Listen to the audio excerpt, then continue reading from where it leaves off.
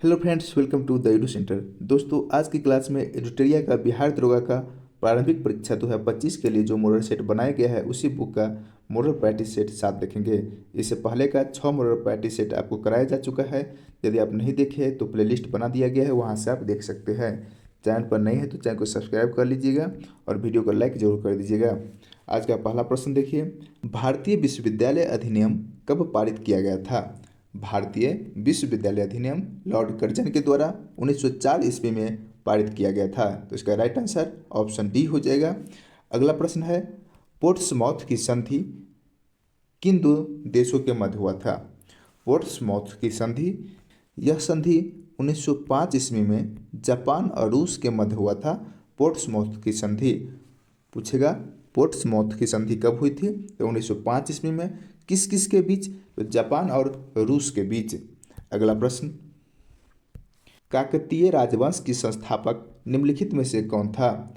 काकतीय राजवंश के संस्थापक बीटा प्रथम था, ऑप्शन बी। अगला प्रश्न है, प्रथम महिला निम्न में से कौन थी जिन्होंने भारतीय राष्ट्रीय कांग्रेस के अधिवेशन को संबोधित किया था? वह प्रथम महिला कदम्बनी गांगुली थी, ऑप्शन ए। कदम्बनी गांगुली प्रथम महिला थी जिन्होंने भारतीय राष्ट्रीय कांग्रेस के अधिवेशन को संबोधित किया था। अगला प्रश्न देखिए, राष्ट्रवादी अहराह आंदोलन का संबंध निम्न में से किससे है? राष्ट्रवादी अहराह आंदोलन का संबंध मजहरुल हक से है, ऑप्शन ए इसका राइट आंसर हो गया। अगला प्रश्न है, चंपारण सत्याग्रह के दौरान गांधी जी का जान की रक्षा निम्न में से किसने की थी? इसका राइट आंसर ऑप्शन बी हो जाएगा, बतख मियाँ। अगला प्रश्न, अखिल भारतीय ट्रेड यूनियन कांग्रेस के प्रथम अध्यक्ष और प्रथम सचिव कौन थे? प्रथम अध्यक्ष लाला लाजपत राय हो जाएगा और प्रथम सचिव दीवान चमन लाल, ऑप्शन सी इसका राइट आंसर हो जाएगा। अगला प्रश्न है, निम्नलिखित में से किस ताम्रपशानकालीन स्थल का संबंध बिहार से नहीं है? देखिए, खैराडीह, इसका संबंध बिहार से नहीं है। बाकी ताराडीह, सेनुअल और सोनपुर, यह तीनों का संबंध बिहार से है। अगला प्रश्न देखिए, हड़प्पा सभ्यता की लिपि की खोज कब की गई? हड़प्पा सभ्यता के लिपि की खोज 1853 में किया गया था, ऑप्शन डी। इसका लिपि कौन है? भाव चित्रात्मक, भाव चित्रात्मक। अगला प्रश्न, आबू पर्वत पर स्थित दिलवारा के जैन मंदिर का निर्माण किस वंश के शासक ने किया था? दिलवारा के जैन मंदिर का निर्माण चालुक्य वंश के शासक ने करवाया था, ऑप्शन बी इसका राइट आंसर हो गया। अगला प्रश्न देखिए, दिल्ली सल्तनत के किस शासक का मूल नाम उलुग खा था? उलुग खा किसका मूल नाम था? बलबन का मूल नाम उलुग खा था, ऑप्शन बी। अगला प्रश्न, निम्न कथनों पर विचार कीजिए। पहला कथन है, अलाई दरवाजा में अवस्थित गुंबद वैज्ञानिक ढंग से पहला निर्मित गुंबद है, ये सही बात है। जलालुद्दीन खिलजी ने सीरी को अपना राजधानी बनाया था, नहीं, गलत है। तो पूछ रहा है सत्य कथन, तो केवल एक, ऑप्शन ए हो जाएगा इसका राइट आंसर। अगला प्रश्न, किस वर्ष राजीव गांधी खेल रत्न पुरस्कार का नाम बदलकर मेजर ध्यानचंद खेल रत्न अवार्ड कर दिया गया? इसका नाम में परिवर्तन कब किया गया? 2021 ईस्वी में, ऑप्शन डी। अगला प्रश्न, यूरोपीय आर्थिक क्षेत्र में यूरोपीय संघ के देशों के अतिरिक्त कौन कौन शामिल है? यूरोपीय आर्थिक क्षेत्र में यूरोपीय संघ के अलावा कौन सा देश है? तो कहिएगा आइसलैंड, नॉर्वे, लिचटेंस्टाइन, ये सभी, यानी कि ऑप्शन डी इसका राइट आंसर हो जाएगा। अगला प्रश्न, राष्ट्रीय पराक्रम दिवस प्रतिवर्ष कब मनाया जाता है? राष्ट्रीय पराक्रम दिवस प्रतिवर्ष 23 जनवरी को मनाया जाता है, ऑप्शन बी इसका राइट आंसर हो जाएगा। देखिए, 15 फरवरी छोड़ दीजिए, 15 जनवरी को क्या मनाया जाता है? तो यह थल सेना दिवस। 10 जनवरी को विश्व हिंदी दिवस। 24 जनवरी को क्या मनाया जाता है? राष्ट्रीय बालिका दिवस। और सर्वोदय दिवस कब मनाया जाता है? तो 30 जनवरी को। विश्व वन्यजीव दिवस यह 3 मार्च को मनाया जाता है। ये सभी को याद रखिएगा। अगला प्रश्न देखिए, कर्पूरी ठाकुर को किस वर्ष सर्वोच्च नागरिक सम्मान भारत रत्न से सम्मानित किया गया? कर्पूरी ठाकुर को भारत रत्न से कब सम्मानित किया गया? 2024 में, ऑप्शन सी। अगला प्रश्न, शाहजहांनामा किसकी कृति है? शाहजहांनामा को किसने लिखा है? तो कहिएगा इनायत खां के द्वारा शाहजहांनामा लिखा गया, ऑप्शन ए इसका राइट आंसर हो जाएगा। अगला प्रश्न है, निम्न में से किस इकाई का मूल्य कागजी स्वर्ण के रूप में जाना जाता है? किसका मूल्य कागजी स्वर्ण के रूप में माना जाता है? तो कहिएगा SDR, ऑप्शन ए SDR। अगला प्रश्न, फिलिप्स वक्र दर्शाता है किसको? फिलिप्स वक्र किसको दर्शाता है? मुद्रास्फीति और बेरोजगारी को फिलिप्स वक्र के द्वारा दर्शाया जाता है, ऑप्शन सी। अगला प्रश्न, जुड़वा घाटा किसे कहते हैं? जुड़वा घाटा राजकोषीय घाटा और राजस्व घाटा को जुड़वा घाटा कहते हैं, ऑप्शन ए। राजकोषीय घाटा और राजस्व घाटा को जुड़वा घाटा कहते हैं। भारत में घाटों की वित्त व्यवस्था किस संसाधनों को बढ़ने हेतु उपयोग की जाती है? तो आर्थिक विकास के लिए, ऑप्शन ए। अगला प्रश्न, सरकार के पूंजीगत प्राप्तियों में निम्न में से क्या शामिल है? क्या शामिल है? देखिए चेक करते हैं। ऋण के रूप में प्राप्त धनराशि, हाँ ये शामिल है। संपत्ति बेचने से प्राप्त धनराशि, यह भी शामिल है। अप्रत्यक्ष कर से प्राप्त धनराशि, अप्रत्यक्ष नहीं, ये शामिल नहीं है। तो इसका राइट आंसर ऑप्शन ए हो जाएगा, केवल 1 तथा 2। अगला प्रश्न, भारत का प्रथम मल्टी मॉडल लॉजिस्टिक पार्क का निर्माण किस राज्य में किया गया? मल्टी मॉडल लॉजिस्टिक पार्क का निर्माण कहाँ पर किया गया? तमिलनाडु में, ऑप्शन डी। अगला प्रश्न है, किस संस्थान द्वारा प्रगति 2024 कार्यक्रम शुभारंभ किया गया? प्रगति 2024 का शुभारंभ किस संस्थान के द्वारा किया गया? तो केंद्रीय आयुर्वेद अनुसंधान परिषद के द्वारा, ऑप्शन ए। अगला, किस सुरंग को देश के सबसे ऊंची सुरंग के रूप में आधिकारिक पहचान मिली है? तो इस सुरंग का नाम क्या है? सेला सुरंग, ऑप्शन ए। भारत का पहला संविधान पार्क का उद्घाटन कहाँ किया गया? भारत का पहला संविधान पार्क का उद्घाटन पुणे में किया गया, ऑप्शन बी। अगला प्रश्न, भारत के प्रथम खगोल पर्यटन अभियान को क्या नाम दिया गया है? इसका नाम नक्षत्र सभा दिया गया है, ऑप्शन ए। हाल ही में किस देश के द्वारा 6G डिवाइस लॉन्च किया गया? 6G डिवाइस किस देश के द्वारा लॉन्च किया गया?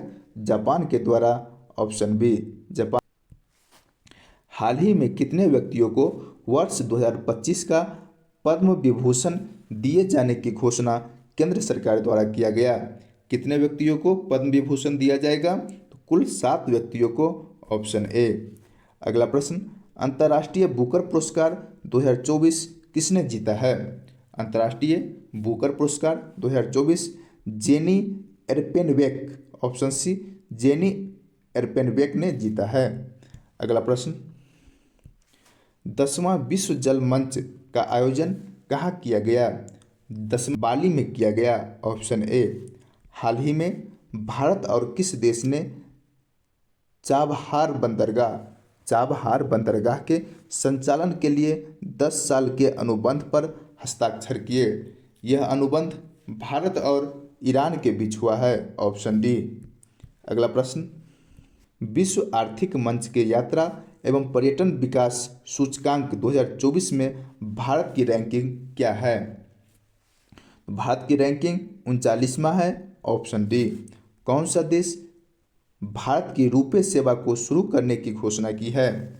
वह कौन सा देश है? तो मालदीव, ऑप्शन ए, मालदीव भारत की रुपे सेवा को अपना लिया है। अगला प्रश्न, हाल ही में सुप्रीम कोर्ट बार एसोसिएशन का अध्यक्ष किसे बनाया है? हाल ही में सुप्रीम कोर्ट बार एसोसिएशन का अध्यक्ष किसको नियुक्त किया है? कपिल सिब्बल को, ऑप्शन ए, कपिल सिब्बल। अगला प्रश्न, अमृत भारत स्टेशन योजना के तहत बिहार के कितने रेलवे स्टेशनों को पुनर्विकास के लिए आधारशिला रखी गई? कितने रेलवे स्टेशन बिहार का है? तो कुल 33 रेलवे स्टेशन, ऑप्शन सी। अगला प्रश्न, किस टाइगर रिजर्व के पास दुनिया की पहली ब्लैक टाइगर सफारी की स्थापना की जाने की योजना बनाई गई है? इसका राइट आंसर ऑप्शन सी हो जाएगा, सिमलीपाल टाइगर रिजर्व। हाल ही में चीन द्वारा भारत के किस राज्य के 30 स्थानों का नाम बदला गया? हाल ही में चीन द्वारा भारत के किस राज्य के 30 स्थानों का नाम बदल दिया गया है? तो अरुणाचल प्रदेश के, ऑप्शन डी। अगला प्रश्न, 16वां विश्व भविष्य ऊर्जा शिखर सम्मेलन 16वां विश्व भविष्य ऊर्जा शिखर सम्मेलन कहाँ संपन्न हुआ है? कहाँ पर हुआ है? आबू धाबी में, ऑप्शन डी। वर्ष 2024 में भारतीय वायुसेना का सबसे बड़ा अभ्यास गगन शक्ति कहाँ पर संपन्न हुआ? गगन शक्ति जैसलमेर में संपन्न हुआ, ऑप्शन बी। अगला प्रश्न, किस रोग से होने वाले मौतों को समाप्त करने का उद्देश्य से अफ्रीकी देशों के स्वास्थ्य मंत्रियों ने हाल ही में याओंडे घोषणा पत्र का समर्थन किया है? तो मलेरिया से, ऑप्शन डी। मलेरिया से होने वाली मौतों को समाप्त करने के उद्देश्य से अफ्रीकी देशों के स्वास्थ्य मंत्री ने याओंडे घोषणा पत्र का समर्थन किया है। अगला प्रश्न, किस ओलंपिक में 128 साल बाद क्रिकेट को शामिल किए जाने की घोषणा की गई है? तो इसका राइट आंसर ऑप्शन बी हो जाएगा, लॉस एंजलिस 2028। मैं कलम से लिखता हूँ इस वाक्य में कौन सा कारक है? मैं कलम से लिखता हूँ इस वाक्य में, देखिए से मतलब करण कारक है, ऑप्शन बी। कालिंदी का पर्यायवाची निम्न में से क्या होगा? कालिंदी का पर्यायवाची यमुना होगा, यमुना, ऑप्शन बी, यमुना। अगला प्रश्न, वह बहुत मधुर गाता है, इनमें प्रति विशेषण शब्द का चयन करें। तो इसमें प्रति विशेषण शब्द क्या हो जाएगा? बहुत। वह बहुत मधुर गाता है, ऑप्शन बी, बहुत।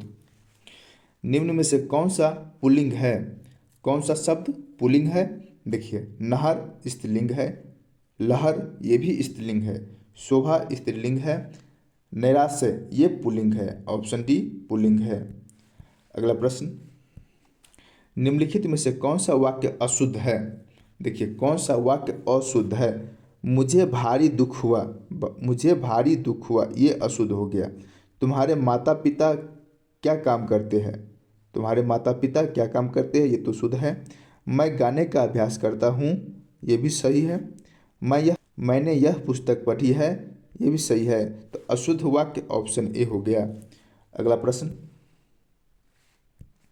निम्नलिखित कथनों में से कौन सा कथन सत्य है? सत्य कथन पूछ रहा है। देखिए, गर्म जलधारा प्रायः भूमध्य रेखा से ध्रुवों की ओर चलती है, ये सही है। ठंडी जलधाराएं उच्च अक्षांशों से निम्न अक्षांशों की ओर बहने वाली जलधाराएं है, यह भी सही है। कोरियोलिसिस बल के प्रभाव के कारण जलधाराएं उत्तरी गोलार्ध में अपनी बाईं ओर और दक्षिणी गोलार्ध में अपनी दाईं ओर, नहीं उल्टा बोल रहा, मतलब ये गलत है। तो कौन सा कथन सत्य है? तो ऑप्शन ए, केवल 1 और 2। अगला प्रश्न, तस्मान सागर और दक्षिणी सागर को जोड़ने वाली जलसंधि निम्नलिखित में से कौन सा है? तो देखिए, बॉस जलसंधि जो तस्मान सागर को दक्षिण सागर से जोड़ता है, ऑप्शन डी। कितने प्रतिशत लवणता के खारे जल को सीमांकित करने का उच्च सीमा माना गया है? इसका राइट आंसर ऑप्शन डी हो जाएगा, 24.7%, ऑप्शन डी। अगला प्रश्न, निम्नलिखित में से कौन एशिया की सबसे बड़ी मीठे पानी की गोखुर झील है? मीठे पानी की गोखुर झील एशिया के सबसे बड़ा कौन हो जाएगा? तो कांवर झील, ऑप्शन बी। तंबाकू की पत्तियों को सुखाने की प्रक्रिया को क्या कहा जाता है? तंबाकू के पत्ती को सुखाने की प्रक्रिया को क्यूरिंग कहा जाता है। Option A. अगला प्रश्न, देश में पहला लौह इस्पात कारखाना कब स्थापित किया गया? देश का पहला लौह इस्पात कारखाना कब स्थापित किया गया? 1874 ईस्वी में। Option A. निम्नलिखित में से कौन सा उष्णकटिबंधीय घास का मैदान नहीं है? उष्णकटिबंधीय घास का मैदान नहीं है। देखिए, पंपास उष्णकटिबंधीय घास का मैदान नहीं है। सवाना उष्णकटिबंधीय घास का मैदान है। कंपोस भी उष्णकटिबंधीय घास का मैदान है और लानोस भी उष्णकटिबंधीय घास का मैदान है। तो इसका राइट आंसर ऑप्शन ए हो जाएगा। अगला प्रश्न, वर्ष 2011 के जनगणना के अनुसार सर्वाधिक दशकीय वृद्धि वाले केंद्र शासित प्रदेश कौन सा है? तो दादर एवं नगर हवेली। Option C. विश्व आपदा नियंत्रण दिवस। विश्व आपदा नियंत्रण दिवस कब मनाया जाता है? यह दिवस 13 अक्टूबर को मनाया जाता है। Option A. कावला वन्य जीव अभयारण्य निम्नलिखित में से किस राज्य में स्थित है? यह कावला वन्य जीव अभयारण्य तेलंगाना में है। Option B. अगला प्रश्न, निम्नलिखित में से किस अधिनियम या एक्ट के तहत कलकत्ता की सरकार को बंगाल, बिहार और उड़ीसा के लिए भी विधि बनाने का अधिकार प्रदान किया गया? यह अधिकार एक्ट ऑफ सेटलमेंट 1781 के तहत दिया गया। Option B. Act of settlement 1781। अगला प्रश्न, संविधान के प्रारूप समिति का गठन कब किया गया? संविधान के प्रारूप समिति का गठन 29 अगस्त 1947 को किया गया। Option C. भारतीय संविधान में राष्ट्रपति के निर्वाचक मंडल की व्यवस्था निम्नलिखित में से किस देश के संविधान से लिया गया है? राष्ट्रपति के निर्वाचक मंडल यह कहाँ से लिया गया है? आयरलैंड के संविधान से लिया गया है। Option D. अगला प्रश्न देखिए, संविधान के किस भाग में संघ राज्य क्षेत्र का उल्लेख किया गया है? संघ राज्य क्षेत्र भाग 8 में है। Option B. भारतीय संविधान के किस अनुच्छेद में अल्पसंख्यकों को अपने धर्म के प्रसार हेतु शिक्षण संस्थानों की स्थापना का अधिकार है? यह किस अनुच्छेद में है? तो अनुच्छेद 30 में है। Option D. अगला प्रश्न, निम्नलिखित में से कौन से प्रधानमंत्री बने जो पहले राज्यसभा के सदस्य थे? वह प्रधानमंत्री कौन है जो प्रधानमंत्री बनने से पहले राज्यसभा के सदस्य थे? तो उसका नाम है HD Deve Gowda. Option A HD Deve Gowda. अगला प्रश्न देखिए, निम्नलिखित में से किस 3 राज्यों के राज्यसभा में सदस्यों की संख्या समान है? राज्यसभा में सदस्यों की संख्या समान किन 3 राज्य में है? देखिए, आंध्र प्रदेश, मध्य प्रदेश और गुजरात। आंध्र प्रदेश, मध्य प्रदेश और गुजरात में राज्यसभा के सीट समान है। और कितना है आप लोग कमेंट करके बताइए। तो इसका राइट आंसर ऑप्शन बी हो गया। 2, 3 और 5 कितना है तीनों में? कमेंट कीजिए। तब तक अगला प्रश्न देखिए, किस संविधान संशोधन द्वारा चुनाव आयोग के अधिकारों में परिवर्तन किया गया एवं उच्च न्यायालयों के चुनाव याचिका सुनने का अधिकार दिया गया? उच्च न्यायालय को चुनाव याचिका सुनने का अधिकार दिया गया। यह किस संविधान संशोधन में किया गया था? 19वां संविधान संशोधन अधिनियम 1966 में यह याचिका लाया गया। Option B. पंचायती राज व्यवस्था के संबंध में निम्नलिखित में से कौन सा कथन गलत है? कौन सा कथन गलत पूछ रहा है? तो देखिए, 73वां संविधान संशोधन पंचायती राज से संबंधित है, ये कथन सत्य है।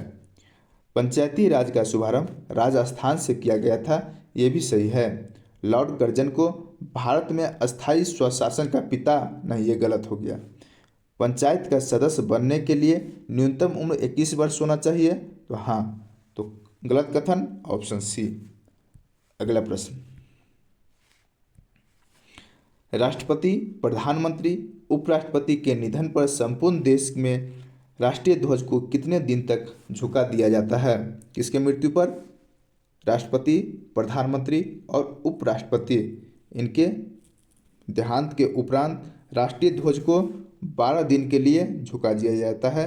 ऑप्शन सी 12 दिन। अगला प्रश्न, लेंस के संबंध में निम्नलिखित में से कौन सा कथन सही है? कौन सा कथन सही है? देखिए, उत्तल लेंस की क्षमता को धनात्मक संख्या के रूप में दर्शाया जाता है, ये सही है। अवतल लेंस की क्षमता को ऋणात्मक संख्या के रूप में दर्शाया जाता है, ये भी सही है। दोनों कथन सत्य है, ऑप्शन सी। अगला प्रश्न, निम्नलिखित में से किन तरीकों या प्रक्रमों द्वारा ऊष्मा हस्तांतरण के लिए किसी माध्यम की आवश्यकता नहीं होती है? तो इसका राइट आंसर ऑप्शन सी हो जाएगा, विकिरण। अगला प्रश्न, किसी धारावाही चालक से जुड़े चुंबकीय क्षेत्र की दिशा ज्ञात करने के लिए निम्नलिखित में से किस नियम का उपयोग किया जाता है? मैक्सवेल का कॉर्क स्क्रू नियम, ऑप्शन सी। अगला प्रश्न, निम्नलिखित कथनों में से कौन सा कथन सही है? देखिए, रोलिंग घर्षण सर्पी घर्षण से अधिक होता है, नहीं। द्रवों द्वारा लगाए गए घर्षण बल को कर्षण कहा जाता है, घर्षण बल को कर्षण कहा जाता है, तो हाँ ये सही है। तो केवल दो, ऑप्शन बी। अगला प्रश्न है, ध्वनि तरंग के उत्पादन और संचरण के अध्ययन को क्या कहा जाता है? तो इस अकास्टिक्स कहा जाता है, ऑप्शन डी।